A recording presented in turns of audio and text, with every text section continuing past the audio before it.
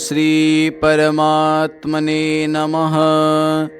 श्रीविष्णोर्नामस्तोत्रम्। महादेव उवाच। विष्णुर्जिष्णुर्विभुर्देवो यज्ञेशो यज्ञपालकः।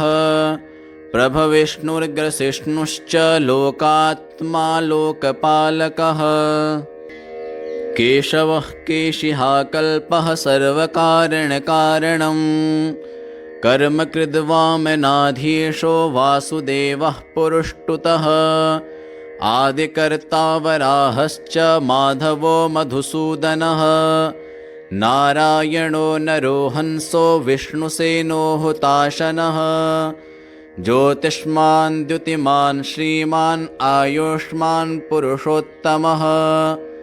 वैकुण्ठः पुण्डरीकाक्षः कृष्णः सूर्यः सुरार्चितः। नरसिंहो महाभीमो वज्रदंष्ट्रो नखायुधः। आदिदेवो जगत्कर्ता योगेशो गरुडध्वजः। गोविन्दो गोपतिर्गोप्ता भूपतिर्भुवनेश्वरः। पद्मनाभो हृषीकेशो विभुर्दामोदरो हरिः। त्रिविक्रमस्त्रिलोकेशो ब्रह्मेशः प्रीतिवर्धनः। वामनो दुष्टदमनो गोविन्दो गोपवल्लभः। भक्तिप्रियोच्युतः सत्यः सत्यकीर्तिर्ध्रुवः शुचिः। कारुण्यः करुणो व्यासः पापः शान्तिवर्धनः। सन्न्यासी शास्त्रतत्त्वज्ञो मन्दारगिरिकेतनः। बदरीनिलयः शान्तस्तपस्वी वैद्युतप्रभः। भूतावासो गुहावासः श्रीनिवासः श्रियः पतिः। तपोवासो दमोवासः सत्यवासः सनातनः। पुरुषः पुष्कलः पुण्यः पुष्कराक्षो महेश्वरः। पूर्णः पूर्तिः पुराणज्ञः पुण्यज्ञः पुण्यवर्धनः। शङ्खी चक्री गदी शार्ङ्गी लाङ्गली मुशली हली। किरीटी गुण्डली हारी मेखली कवचिध्वजी। जिष्णुर्जेता महावीरः शत्रुघ्नः शत्रुतापनः। शान्तः शान्तिकरः शास्ता शङ्करः शन्तनुस्तुतः। सारथिः सात्विकः स्वामी सामवेदप्रियः समः। सावनः साहसी सत्त्वः सम्पूर्णांशः समृद्धिमान्। स्वर्गदः कामदः श्रीदः कीर्तिदः कीर्तिनाशनः। मोक्षदः पुण्डरीकाक्षः क्षीराब्धिकृतकेतनः। स्तुतः सुरासुरैरीश प्रेरकः पापनाशनः। त्वं यज्ञस्त्वं वषट्कारस्त्वमोङ्कारस्त्वमग्नयः। त्वं स्वाहा त्वं स्वधा देव त्वं सुधा पुरुषोत्तम। नमो देवादिदेवाय विष्णवे शाश्वताय च। अनन्तायाप्रमेयाय नमस्ते गरुडध्वज। मार्कण्डेय उवाच। इत्येतैर्नामभिर्दिव्यैः संस्तुतो मधुसूदनः। उवाच प्रकटीभूत्वा देवान् सर्वानिदं वचः। महादेव उवाच। विष्णुर्जिष्णुर्विभुर्देवो यज्ञेशो यज्ञपालकः। प्रभविष्णुर्ग्रसिष्णुश्च लोकात्मा लोकपालकः। केशवः केशिहाकल्पः सर्वकारणकारणम्। कर्मकृद्वामनाधीशो वासुदेवः पुरुष्टुतः। आदिकर्ता वराहश्च माधवो मधुसूदनः। नारायणो नरो हंसो विष्णुसेनो हुताशनः। ज्योतिष्मान् द्युतिमान् श्रीमान् आयुष्मान् पुरुषोत्तमः।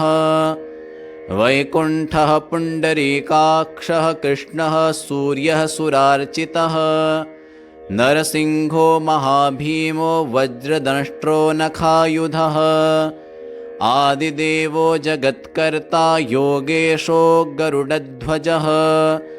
गोविन्दो गोपतिर्गोप्ता भूपतिर्भुवनेश्वरः पद्मनाभो हृषीकेशो विभुर्दामोदरो हरिः त्रिविक्रमस्त्रिलोकेशो ब्रह्मेशः प्रीतिवर्धनः वामनो दुष्टदमनो गोविन्दो गोपवल्लभः भक्तिप्रियोच्युतः सत्यः सत्यकीर्तिर्ध्रुवः शुचिः कारुण्यः करुणो व्यासः पापः शान्तिवर्धनः सन्न्यासी शास्त्रतत्त्वज्ञो मन्दारगिरिकेतनः बदरीनिलयः शान्तस्तपस्वी वैद्युतप्रभः भूतावासो गुहावासः श्रीनिवासः श्रियः पतिः तपोवासो दमोवासः सत्यवासः सनातनः पुरुषः पुष्कलः पुण्यः पुष्कराक्षो महेश्वरः पूर्णः पूर्तिः पुराणज्ञः पुण्यज्ञः पुण्यवर्धनः शङ्खी चक्री गदी शार्ङ्गी लाङ्गली मुशली हली किरीटी गुण्डली हारी मेखली कवचिध्वजी जिष्णुर्जेता महावीरः शत्रुघ्नः शत्रुतापनः शान्तः शान्तिकरः शास्ता शङ्करः शन्तनुस्तुतः सारथिः सात्विकः स्वामी सामवेदप्रियः समः सावनः साहसी सत्त्वः सम्पूर्णांशः समृद्धिमान् स्वर्गदः कामदः श्रीदः कीर्तिदः कीर्तिनाशनः मोक्षदः पुण्डरीकाक्षः क्षीराब्धिकृतकेतनः स्तुतः सुरासुरैरीश प्रेरकः पापनाशनः त्वं यज्ञस्त्वं वषट्कारस्त्वमोङ्कारस्त्वमग्नयः त्वं स्वाहा त्वं स्वधा देव त्वं सुधा पुरुषोत्तम नमो देवादिदेवाय विष्णवे शाश्वताय च अनन्तायाप्रमेयाय नमस्ते गरुडध्वज मार्कण्डेय उवाच इत्येतैर्नामभिर्दिव्यैः संस्तुतो मधुसूदनः उवाच प्रकटीभूत्वा देवान् सर्वानिदं वचः महादेव उवाच विष्णुर्जिष्णुर्विभुर्देवो यज्ञेशो यज्ञपालकः प्रभविष्णुर्ग्रसिष्णुश्च लोकात्मा लोकपालकः केशवः केशिहाकल्पः सर्वकारणकारणं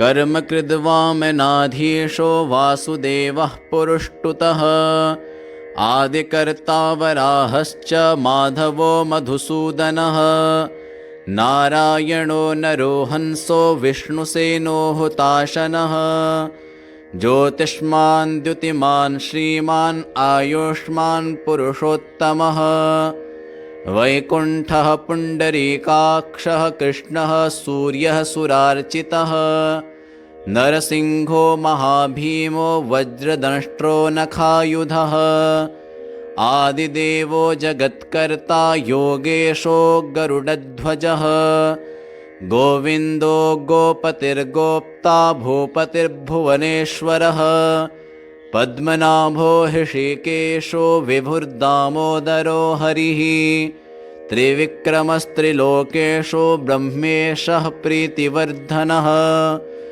वामनो दुष्टदमनो गोविन्दो गोपवल्लभः भक्तिप्रियोच्युतः सत्यः सत्यकीर्तिर्ध्रुवः शुचिः कारुण्यः करुणो व्यासः पापः शान्तिवर्धनः सन्न्यासी शास्त्रतत्त्वज्ञो मन्दारगिरिकेतनः बदरीनिलयः शान्तस्तपस्वी वैद्युतप्रभः भूतावासो गुहावासः श्रीनिवासः श्रियः पतिः तपोवासो दमोवासः सत्यवासः सनातनः पुरुषः पुष्कलः पुण्यः पुष्कराक्षो महेश्वरः पूर्णः पूर्तिः पुराणज्ञः पुण्यज्ञः पुण्यवर्धनः शङ्खे चक्रे गदे शार्ङ्गी लाङ्गले मुशली हली किरीटी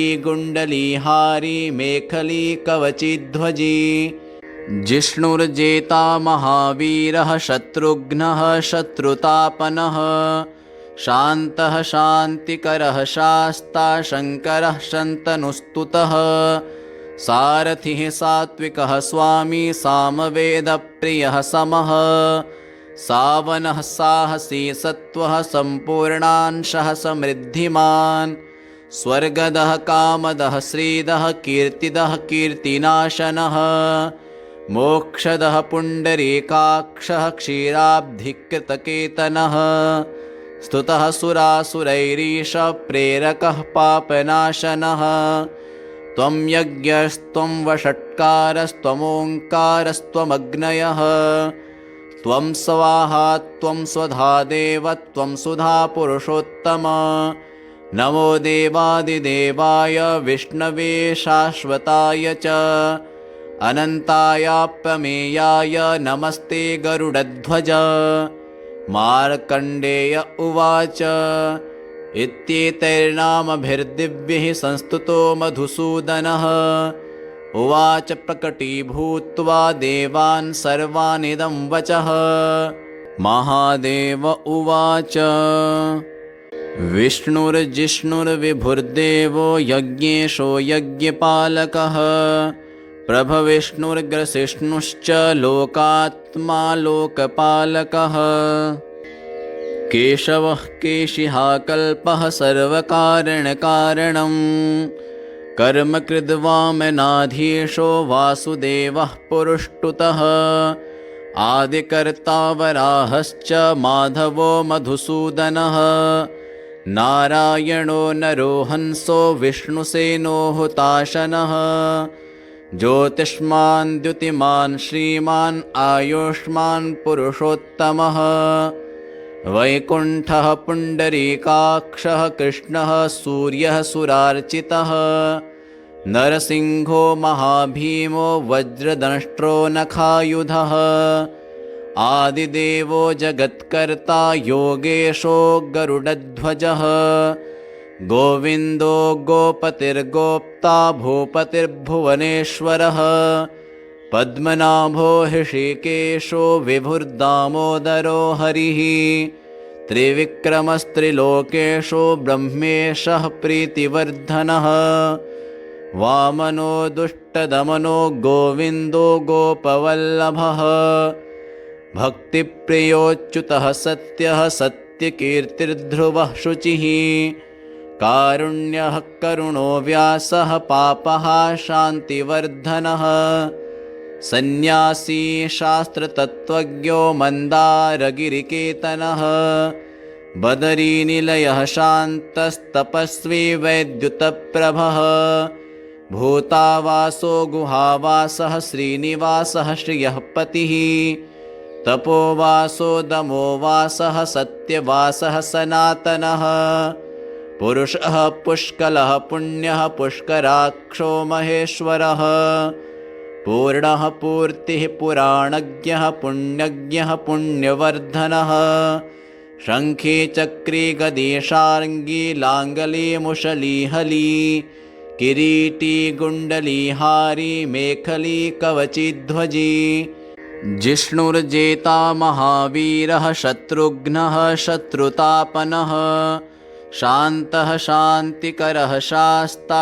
शङ्करः शन्तनुस्तुतः सारथिः सात्विकः स्वामी सामवेदप्रियः समः सावनः साहसी सत्त्वः सम्पूर्णांशः समृद्धिमान् स्वर्गदः कामदः श्रीदः कीर्तिदः कीर्तिनाशनः मोक्षदः पुण्डरीकाक्षः क्षीराब्धिकृतकेतनः स्तुतः सुरासुरैरीश प्रेरकः पापनाशनः त्वं यज्ञस्त्वं वषट्कारस्त्वमोङ्कारस्त्वमग्नयः त्वं स्वाहा त्वं स्वधा देव त्वं सुधा पुरुषोत्तम नमो देवादिदेवाय विष्णवे शाश्वताय च अनन्तायाप्रमेयाय नमस्ते गरुडध्वज। मार्कण्डेय उवाच इत्येतैर्नामभिर्दिव्यैः संस्तुतो मधुसूदनः। उवाच प्रकटीभूत्वा देवान् सर्वानिदं वचः। महादेव उवाच विष्णुर्जिष्णुर्विभुर्देवो यज्ञेशो यज्ञपालकः। प्रभविष्णुर्ग्रसिष्णुश्च लोकात्मा लोकपालकः। केशवः केशिहाकल्पः सर्वकारणकारणम्। कर्मकृद्वामनाधीशो वासुदेवः पुरुष्टुतः। आदिकर्ता वराहश्च माधवो मधुसूदनः। नारायणो नरो हंसो विष्णुसेनो हुताशनः। ज्योतिष्मान् द्युतिमान् श्रीमान् आयुष्मान् पुरुषोत्तमः। वैकुण्ठः पुण्डरीकाक्षः कृष्णः सूर्यः सुरार्चितः। नरसिंहो महाभीमो वज्रदंष्ट्रो नखायुधः। आदिदेवो जगत्कर्ता योगेशो गरुडध्वजः। गोविन्दो गोपतिर्गोप्ता भूपतिर्भुवनेश्वरः। पद्मनाभो हृषीकेशो विभुर्दामोदरो हरिः। त्रिविक्रमस्त्रिलोकेशो ब्रह्मेशः प्रीतिवर्धनः। वामनो दुष्टदमनो गोविन्दो गोपवल्लभः। भक्तिप्रियोच्युतः सत्यः सत्यकीर्तिर्ध्रुवः शुचिः। कारुण्यः करुणो व्यासः पापः शान्तिवर्धनः। सन्न्यासी शास्त्रतत्त्वज्ञो मन्दारगिरिकेतनः। बदरीनिलयः शान्तस्तपस्वी वैद्युतप्रभः। भूतावासो गुहावासः श्रीनिवासः श्रियः पतिः। तपोवासो दमोवासः सत्यवासः सनातनः। पुरुषः पुष्कलः पुण्यः पुष्कराक्षो महेश्वरः। पूर्णः पूर्तिः पुराणज्ञः पुण्यज्ञः पुण्यवर्धनः।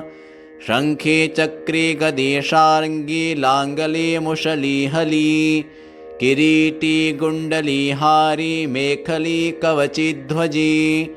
जिष्णुर्जेता महावीरः शत्रुघ्नः शत्रुतापनः। शान्तः शान्तिकरः शास्ता शङ्करः शन्तनुस्तुतः। सारथिः सात्विकः स्वामी सामवेदप्रियः समः। सावनः साहसी सत्त्वः सम्पूर्णांशः समृद्धिमान्। स्वर्गदः कामदः श्रीदः कीर्तिदः कीर्तिनाशनः। मोक्षदः पुण्डरीकाक्षः क्षीराब्धिकृतकेतनः। स्तुतः सुरासुरैरीश प्रेरकः पापनाशनः। त्वं यज्ञस्त्वं वषट्कारस्त्वमोङ्कारस्त्वमग्नयः। त्वं स्वाहा त्वं स्वधा देव त्वं सुधा पुरुषोत्तम। नमो देवादिदेवाय विष्णवे शाश्वताय च। अनन्तायाप्रमेयाय नमस्ते गरुडध्वज। मार्कण्डेय उवाच इत्येतैर्नामभिर्दिव्यैः संस्तुतो मधुसूदनः। उवाच प्रकटीभूत्वा देवान् सर्वानिदं वचः।